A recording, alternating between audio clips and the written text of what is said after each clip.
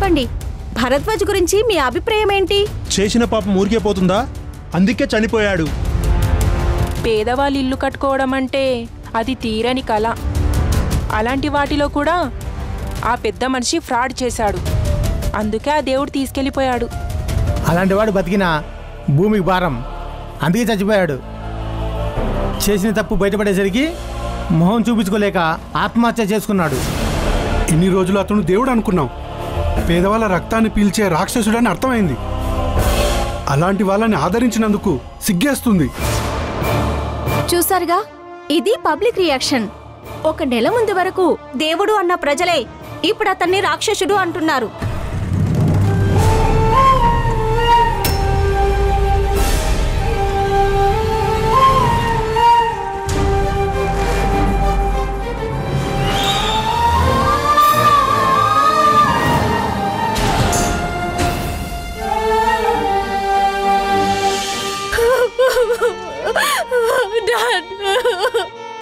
తమ్ముడు తమ్ముడు తమ్ముడు తమ్ముడు తమ్ముడు ఎంత పని చేస్తా. అయ్యో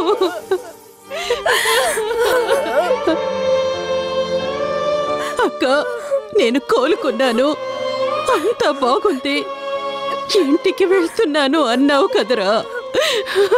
కానీ ఇంటికి ఇలా ప్రాణం లేకుండా వస్తావని నేను అనుకోలేదురా. నాతో ఎన్ని మాటలు చెప్పావురా. సౌందర్య పెళ్ళి, నీ బిడ్డల భవిష్యత్తు అంటూ ఎంతో గొప్పగా మాట్లాడావు. కానీ ఇంతలోనే నీకు ఏమైందిరా? ఎవరి కన్ను కొట్టిందిరా? ఎందుకిలా మమ్మల్ని వదిలేసి వెళ్ళిపోయావు? ఇప్పుడు నీ బిడ్డల పరిస్థితి ఏంటి? దిక్కు మొక్కు లేకుండా ఇలా ఎలా వదిలి వెళ్ళిపోవాలనుకున్నావురా? నీకున్న బాధ నా ఒక్కదానికి చెప్పుకున్నా నేను బతికించుకునేదాన్నిరా. నాతో సంతోషాన్ని పంచుకున్న నువ్వు నీలో ఉన్న బాధని నాతో పంచుకోవాలనిపించలేదా? చెప్పరా, చెప్పు.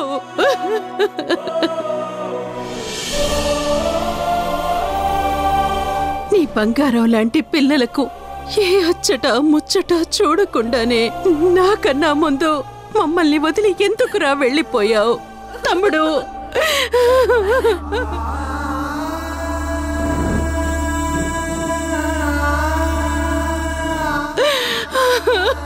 ప్లీజ్ అమ్మా, అమ్మా నువ్వే ఇలా అయితే చిన్నపిల్లలమ్మా, వాళ్ళెలా తట్టుకుంటారు చెప్పు? ధైర్యం ఇవ్వాల్సిన నువ్వే ధైర్యం కోల్పోతే ఆడపిల్లలమ్మా, వాళ్ళేమైపోతారు?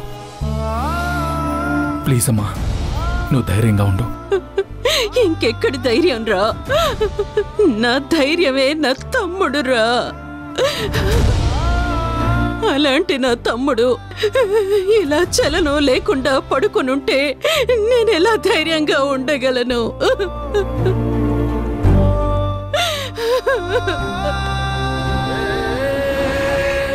మా ఇద్దరి మధ్య ఇంతకాలం దూరం ఉన్నా నా తమ్ముడు ఎక్కడున్నా సంతోషంగా ఉండాలి అనుకునేదాన్ని. కానీ ఇప్పుడు నా తమ్ముడే లేకుండా పోయాడు. మనందరినీ అన్యాయం చేసి వెళ్ళిపోయాడు. దేవుడు మీకెంత అన్యాయం చేశాడు. మిమ్మల్ని ఇలా వదిలేసి వెళ్ళటానికి నా తమ్ముడు ఎంత నరకం అనుభవించుంటాడో. అమ్మ సంయుక్త, మీ నాన్నని కాపాడుకోవడానికి ఎంతో తాపత్రయపడ్డావు, ఎంతో పోరాడావు. కానీ నే తెలిసిన నా తమ్ముడు మిమ్మల్ని వదిలి ఎలా వెళ్ళగలిగాడమ్మా? మిమ్మల్ని చూసి కూడా ఆ దేవుడికి కాస్తైనా జాలి కలగలేదా?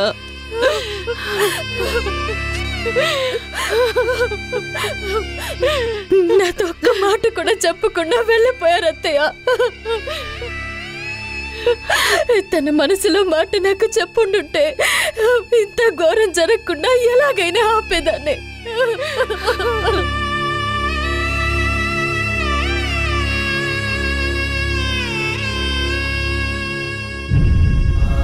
పాపం, పిల్లల్ని చూస్తుంటే గుండె తరుక్కుపోతుంది.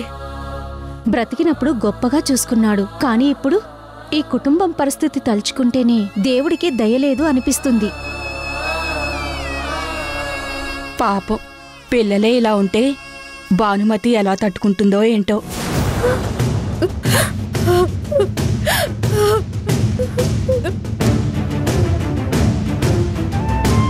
అవును, భాను ఎక్కడుంది సంయుక్త?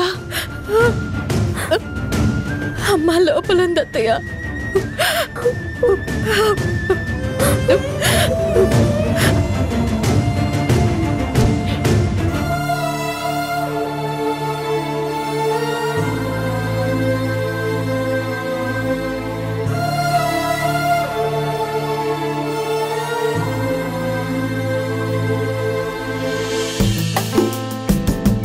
హే, హ్యాపీ యానివర్సరీ నా ప్రియమైన భానుకి పెళ్లి రోజు శుభాకాంక్షలు. Wish you the same. మన పెళ్ళై ఇన్ని సంవత్సరాలు చాలా ఆనందంగా గడిచాయి. Thank you so much.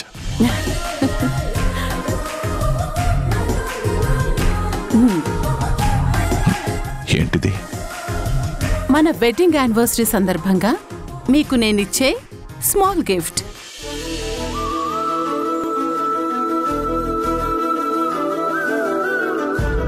మరి నా కోసం ఏం తెచ్చారు? గెస్ చేసి చూద్దాం. Diamond necklace.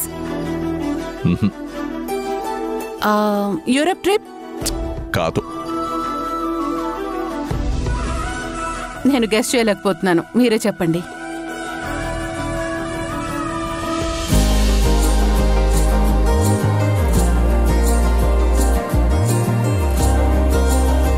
What? Rose ఫ్లవరా? మీరిలాంటి gift ఇస్తారని నేను అస్సలు అనుకోలేదు. నేను చూడండి, మీకోసం డైమండ్ రింగ్ తీసుకున్నాను. నా రోజా పువ్వు లాంటి నీకు ఈ రోజానివ్వడం కరెక్ట్ అనిపించింది. చూడగానే అబ్బురపరిచే అందం రోజా పువ్వుది, అంతకంటే గొప్ప అందం నీది.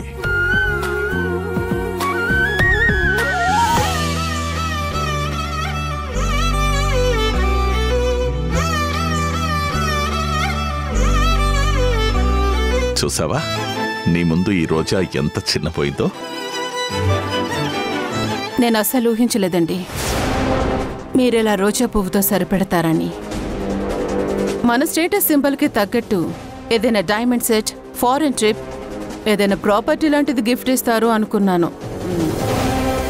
సరే, ఇప్పుడు నీకేం కావాలి చెప్పు, నీకోసం ఏదైనా ఇస్తాను. ఏదైనా ఇస్తారా? నీకు మాటిస్తున్నాను, నువ్వేం అడిగినా ఇస్తాను.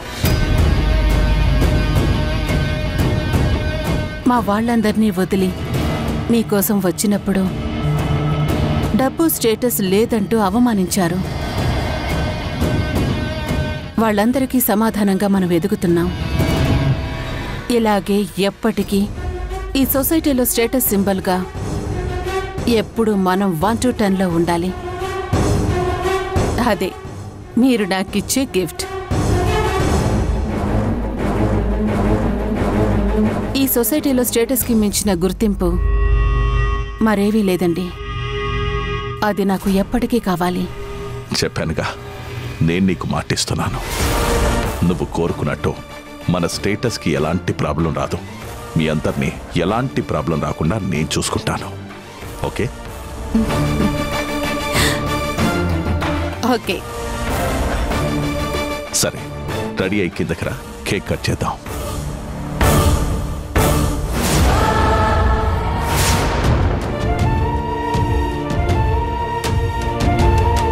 బాధ్యత అన్నావు, ప్రాబ్లం రానివ్వను అన్నావు. స్టేటస్ తగ్గించను అన్నావు. చివరికి ఇలా వదిలేసి వెళ్ళిపోయావు. ఎంత మోసం చేశావు, ఎంత చీట్ చేశావు, ఎంత అన్యాయం చేశావు. అందరిలో మమ్మల్ని అవమానపడేలా చేసి నువ్వు వెళ్ళిపోయావు. నీకు ఏది చేత కాదు. నువ్వొక అబద్ధాల కోరవి. నన్ను మోసం చేశావు. Your cheater, your cheater, your cheater. Mom, ఏడవకు mummy. Don't worry mummy. Mummy, మీ నాన్నొక్క పెద్ద చీటర్. Mummy please.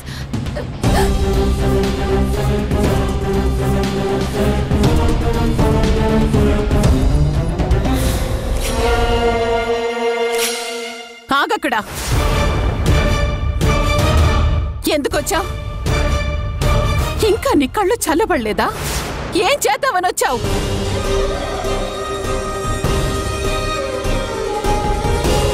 ఏంటి బాను, ఎందుకలా ఆవేశపడుతున్నావు? కాస్త ప్రశాంతంగా ఉండు. నువ్విలా అరుస్తూ ఉంటే పిల్లలేమైపోతారు? నా జీవితాన్ని నాశనం చేసి నా మనసులో ఇంత అశాంతిని నింపిన తర్వాత ఇంకెలా శాంతంగా ఉండమంటావు? నువ్వు ఆ రోజు హాస్పిటల్లో బ్లడ్ ఇచ్చినప్పుడే ఎలాంటిదేదో జరుగుతుంది అనుకున్నాను. నన్ను, నా కుటుంబాన్ని నాశనం చేశావు. మా ఆయన చచ్చిపోయేలా చేశావు. ఇంకా ఇక్కడ ఏం మిగిలిందని వచ్చావు? మమ్మల్ని ఇంతలా నాశనం చేసిన తర్వాత, మా బ్రతుకుల్ని రోడ్డు మీదకి తెచ్చిన తర్వాత, మా ఆయన్ని పొట్టన పెట్టుకున్న తర్వాత ఇంకా ఇక్కడ ఏం మిగిలిందని వచ్చావు? ఇంకా ఏ బంధం మిగిలిందని వచ్చావు? నీ తమ్ముడు అనే బంధాన్ని పరలోకానికి పంపించావు కదా. అలా అనకు బాను. నేనేం తప్పు చేశానని. నార్మై మాట్లాడకింకా. నువ్వు ఎదురు రావటమే దరిద్రం. ఇంకా ఇంట్లో కూడా వచ్చావా? వెళ్ళు బయటికి. మర్యాదగా బయటికి వెళ్ళు. వెళ్ళు. మామ్, వెళ్ళు. వెళ్ళమంటుంటే నీకు కదా. వెళ్ళక్కడి నుంచి. నా ముందు నుంచి తనని తీసుకెళ్ళండి. ముందు రామ్మ వెళ్దాం. వెళ్ళమన్నానా? రామ్మ వెళ్దాం. అమ్మా రా. మామ్, వెళ్ళు.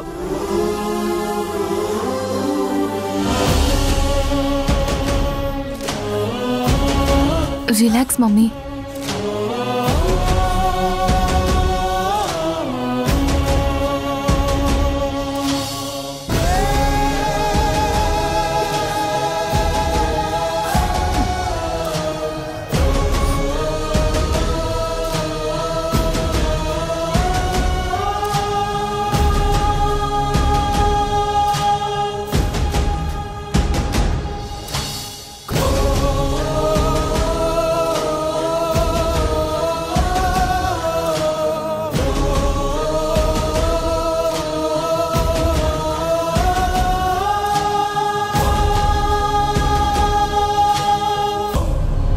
ఇప్పుడు ఈ కుటుంబం పరిస్థితి ఏంటో తలుచుకుంటేనే పాపం అనిపిస్తుంది. అలా ఏం లేదు రమ్య. ఈయన బాగా సంపాదించాడంట. ఈయన చేసిన ఫ్రాడ్ అంతా బయటపడేసరికి సూసైడ్ చేసుకున్నాడంట. అదేం కాదు, అసలు ఇంట్లో కూడా చాలా ప్రాబ్లమ్స్ ఉన్నాయంట. భార్యాభర్తల మధ్య అసలు సఖ్యతే లేదంట. మేబీ అది కూడా కారణం కావచ్చు. ఏదేమైనా ఇలా జరగకుండా ఉంటే బాగుండేది. ఆగమ్మా. అది కాదత్తయ్య, వాళ్ళు డాడీ గురించి. నేనంతా విన్నానమ్మా. అందుకే లోకులు కాకులు అంటారు. వాళ్ళకి మన బాధలతో, మన ఉన్న పరిస్థితులతో సంబంధం ఉండదు. వాళ్లకు వాళ్లే ఏదేదో ఊహించుకొని ఏదేదో మాట్లాడుతూ ఉంటారు. డాడీ గురించి ఇలా మాట్లాడుకోవడం నేను తట్టుకోలేకపోతున్నాను అత్తయ్య. కొన్నిసార్లు తప్పదమ్మా. సందర్భం చూసి సమాధానం చెప్పాలి. లేదంటే మనమే మరింత అవమానపడాల్సి ఉంటుంది. వాసు, జరగాల్సిన కార్యక్రమం చూడు. వాసు సార్, ఇప్పుడే బ్యాంక్ వాళ్ళ దగ్గర నుంచి కాల్ వచ్చింది సార్. వాళ్ళు ఆస్తులు వేలం వేయడానికి వస్తున్నారంట. ఏమంటున్నారండి? అవును సార్, మన గేటుకి నోటీస్ కూడా అంటించారు. యాక్చువల్గా ఈ పాటికి రావాల్సిందంట, కానీ భరద్వాజ్ సార్ న్యూస్ విని కార్యక్రమం అయ్యాక రావడానికి సిద్ధంగా ఉన్నారు సార్. ఇప్పుడు జరగాల్సిన కార్యక్రమాన్ని త్వరగా పూర్తి చేయాలి సార్, లేదంటే బ్యాంకు వాళ్ళు వస్తే పరిస్థితులు మనం తట్టుకోలేం. లోపల సార్ బాడీని పెట్టి వేలం పాట పాడి నలుగురిలో చాలా డ్యామేజ్ చేస్తారు సార్.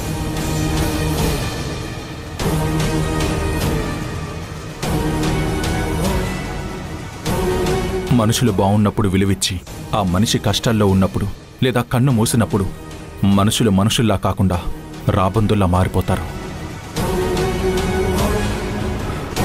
సరే, కార్యక్రమానికి కావాల్సినవి రెడీ చేయండి. అంతా సిద్ధంగా ఉంది, కానీ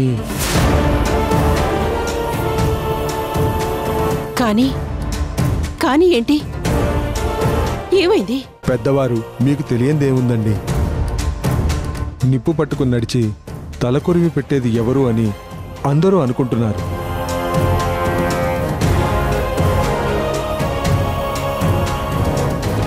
అంటే సార్కి అందరూ ఆడపిల్లలే కదా. ఇప్పుడు మిగిలింది మేనల్లుడిగా మీరు మాత్రమే సార్, మీకు మాత్రమే ఆ హక్కు ఉంటుంది. మరి ఈ కార్యక్రమం మీరు జరిపిస్తారా?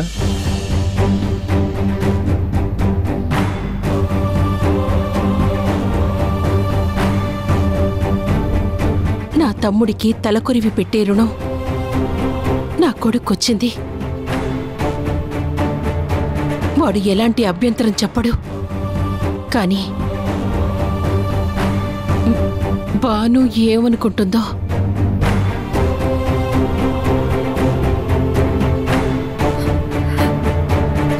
ఒక మంచి పనికి అమ్మ మాత్రం ఎందుకు అభ్యంతరం చెప్తుంది అత్తయ్య? నేను వెళ్ళి అమ్మతో మాట్లాడొస్తాను.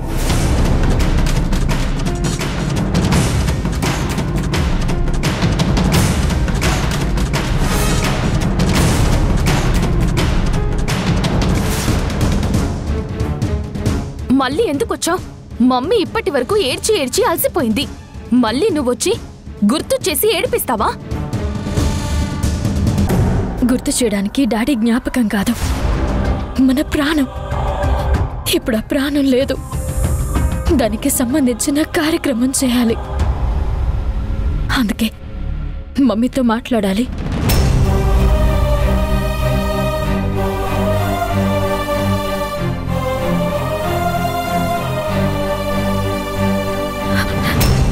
మామ్, నాన్నగారి అంతిమ యాత్రకి అంతా సిద్ధం చేశాం. నువ్వొస్తే కార్యక్రమం మొదలు పెట్టచ్చు.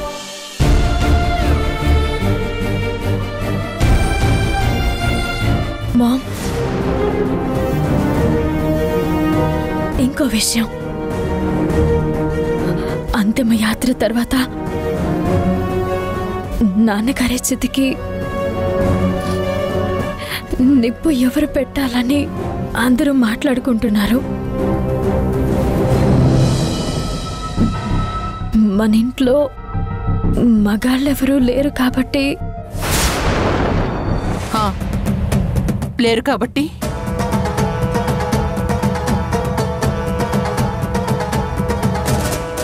అత్తయ్య వాళ్ళ అబ్బాయి తలకొరవు పెట్టడానికి రెడీగా ఉన్నాడు. నోర్మోయ్,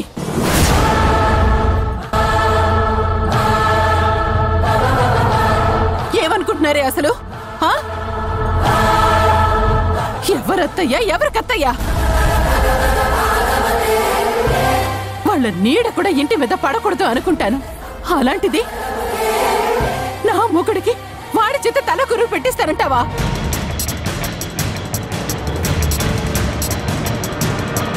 అసలు వాళ్ళకెంత ధైర్యం? వాళ్ళని మమ్మీ మమ్మీ ఆగండి.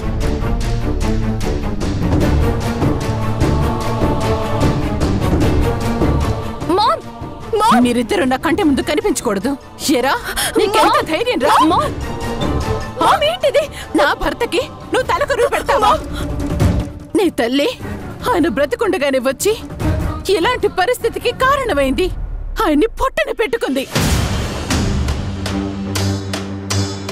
ఇప్పుడు నువ్వు తలకొరువు పెట్టి మమ్మల్ని నాశనం చేద్దామనుకుంటున్నావా?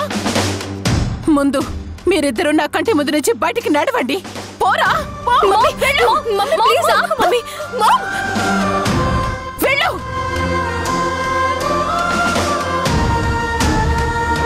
ఏంటి భానుమతి గారు మీరు చేస్తున్న పని? ఇంట్లో మగపిల్లలు లేనప్పుడు మేనల్లుడికి హక్కుంటుంది కదా. వీడు నా మేనల్లుడని నేను అనుకోవట్లేదు. అలాంటప్పుడు ఈ కార్యక్రమం జరిపించడానికి నేనెందుకు ఒప్పుకుంటాను? అదేంటండి అలా అంటారు? మనిషి పోయినప్పుడు ఈ పగలు పంతాలెందుకు? ఎందుకంటే ఆయన చచ్చిందే వీళ్ల వల్ల కాబట్టి.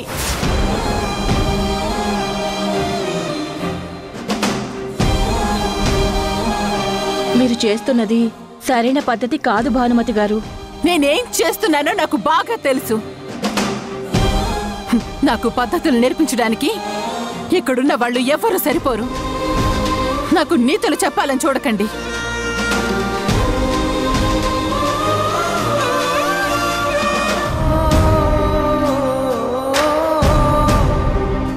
మీ నాన్నగారికి అప్పిచ్చిన బాధ్యతలం. ఒక్కసారి బాడీ బూడిదైన తర్వాత మమ్మల్ని ఎవరు పట్టించుకుంటారు? నన్ను నమ్మండి, ఎలాగైనా మీ అప్పు నేను తీరుస్తాను.